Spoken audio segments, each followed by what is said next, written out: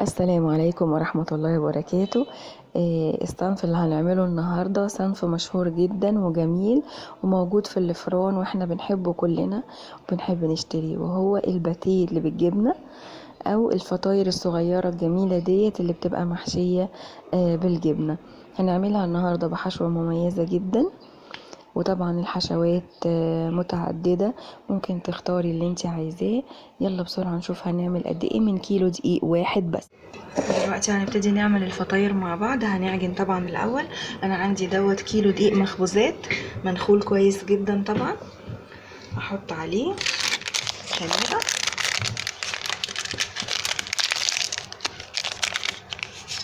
الكيس ده بيكفي لرفع 2 كيلو، حتى مكتوب عليه كده 2 كيلو دقيق، بس انا هحطه كله عشان يبقى ايه العجينه واخده راحتها وتخمر حلو. وكمان هحط نص كيس بيكنج باودر عشان يرفع معايا العجينه وتبقى حلوه. ده مش كيس كامل، ده حوالي نص كيس. وهحط معلقه سكر كبيره اهي،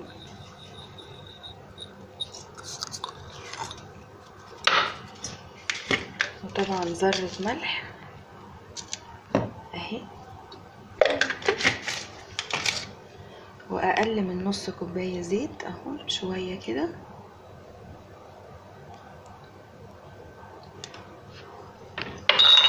هحط بيضه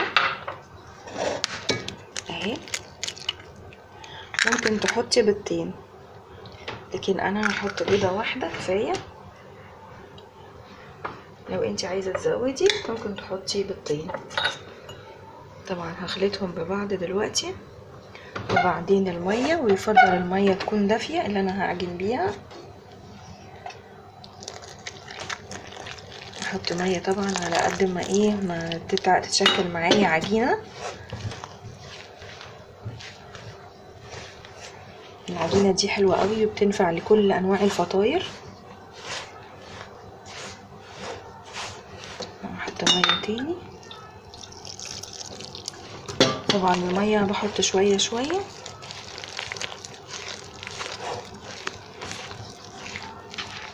العجينه بدات تلم معايا بالشكل ده، عجينه زي الفل بسم الله ما شاء الله. هسيبها بقى تخمر براحتها خالص، عشان طبعا احنا في الجو الساقع دلوقتي، الدنيا ساقعه. ممكن تدفي الفرن، يعني تولعي الفرن لحد لما يبقى سخن كده دافي شويه، تقدري تحطي ايدك فيه وبعدين تروحي طفياه وتدخلي فيه العجينه بالحله كده، هتخمر معاكي بسرعه. انا دلوقتي هسيبها تخمر على مهلها ونبتدي نعمل الحشوه بتاعتها. هسيبها بقى كده واغطيها.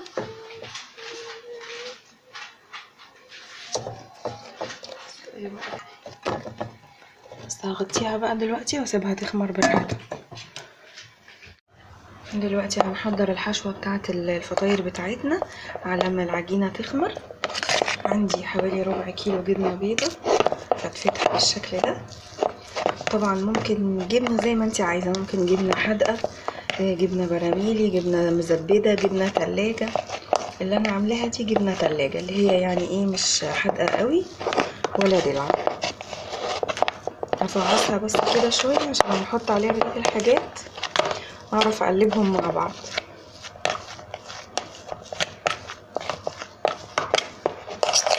بالشكل ده هحط بقى عليها بقيه المكونات اللي عندي خضره وفلفل رومي متقطع وكمان جزر مبشور.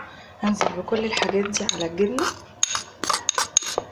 واقلبها. ممكن كمان تحطي بصل اخضر متقطع لو انت عايزه، بس انا مش هحط النهارده بصل اخضر. ممكن بصل عادي، بس بقول البصل الاخضر عشان هو يعني في الحده بتاعته، في الحرقان بتاعه اقل شويه من البصل العادي، يبقى مسكر شويه يعني. بالشكل ده هقلب بقى. كمان لو عندك زيتون، شرايح زيتون، يبقى جميله جدا الحشوه دي معاكم. حطي فيها شرايح زيتون. مش هحط طماطم عشان الطماطم فيها سوائل طبعا كتير، ممكن تبوظ العجينه. كده حلوه قوي مع بعض. هقلبهم كويس جدا بقى عشان الجبنه تبقى باينه مع الخضار. وهحط عليهم شويه كمون عشان يدي طعم وريحه جميله، شويه كده صغيره، نص معلقه ولا حاجه.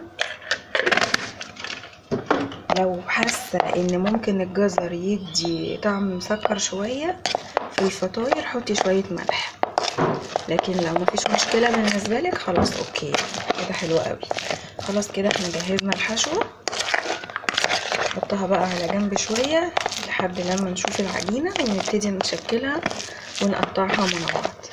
الحشوه كمان ممكن تكون لحمه متعصجه او فراخ متشوحه في بصلايه ومعلقه سمنه على النار، وبرده ممكن تحطي عليها خضره وجزر وفلفل، فلفل الوان او فلفل رومي، بتبقى جميله جدا. الحشوه زي ما انت عايزه يعني حطيها زي ما انت عايزه. احنا النهارده بنعملها بالجبنه والخضار. نسيبها بقى على جنب وبعدين نبتدي ايه نقطع بقى العجينه بتاعتنا عشان نحشيها. دلوقتي بقى هنبص على العجينه. بسم الله ما شاء الله خمرت اهي وبقت حلوه. سبتها حوالي ساعه ونص عشان الجو برد دلوقتي، لكن طبعا لو الجو ادفى من كده هنسيبها وقت اقل من كده.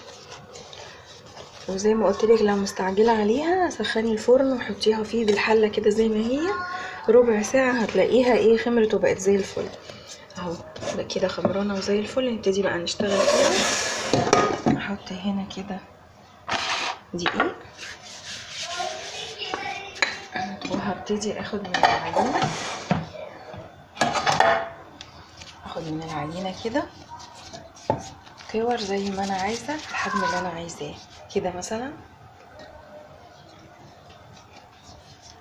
اهو بالشكل ده.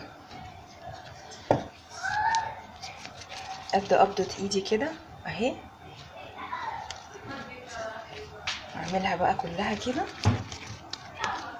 وارصها عندي هنا، ارصها عندي كده.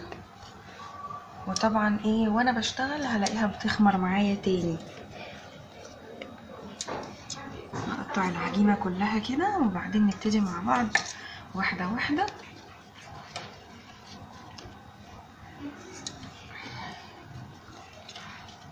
يلا نبتدي على طول. دلوقتي انا هاخد الكور اللي احنا عملناها، هاخد كوره بالشكل ده واحاول افردها بالنشابه او بايدك، لان هي مش محتاجه احنا مش هنفردها قوي، مش هنعمل بيتزا ولا بتاع. هوريكي دلوقتي هتتعمل ازاي. افردها كده على قد ما اقدر شكل بيضاوي مثلا او كده، ولتكن ايه كده مثلا.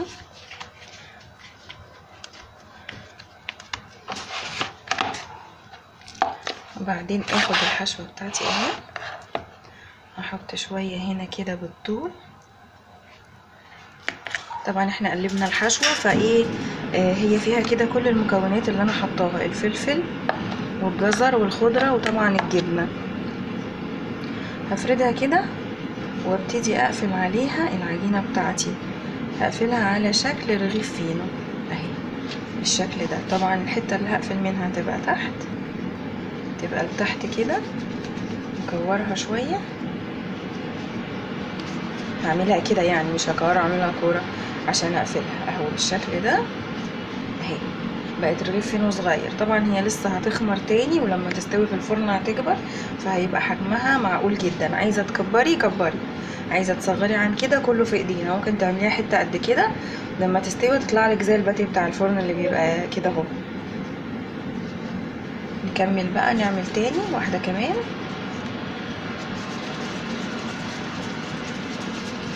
عايزه تفردي بالنشابه براحتك، بس انا شايفه ان هو ايه يعني مش محتاج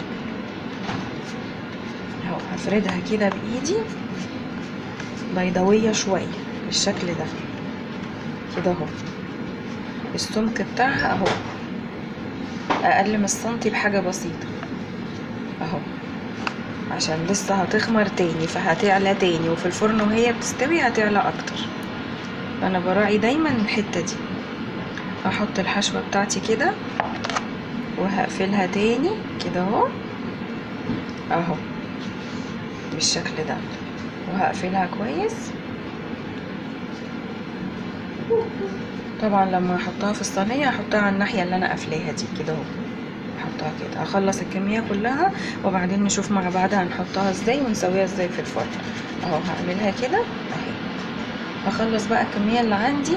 وممكن اغير في الاشكال، يعني ممكن اعمل شكل الكايزر الفينو، انا كده عملت شكل سندوتشات الفينو الصغيره، ممكن اعمل شكل الكايزر المدور، ممكن تعملي شكل فستونات اللي انت عايزاه. هكمل بقى الفطاير بتاعتي وبعدين اوريكم شكلها لما اعملها كلها. الفطاير بعد ما شكلتها وحطيتها في الصينيه، ادي صينيه وادي الثانيه اهي اهو. دلوقتي بقى هجيب بيضه عليها فلفل اسود عشان ادهن بيها وش الفطاير بتاعتي او السندوتشات ديت، وادخل دول الفرن اسويهم على ما اكمل بقيه العجينه لان لسه ما شاء الله الكميه كتيره. هدهن كده وش الفطاير بتاعتي بالبيض على خفيف كده، يعني مش كتير، مش جامد قوي، عشان تدي بس لون حلو وهي بتستوي، يبقى الوش احمر شويه. احط بقى على الوش حبه البركه او سمسم او الاتنين، يعني زي ما انت عايزه. ممكن تسيبيها ساده كده، لو بتحبي السمسم بقى وحبه البركه حطي، بيديله كمان ريحه حلوه وهو بيستوي.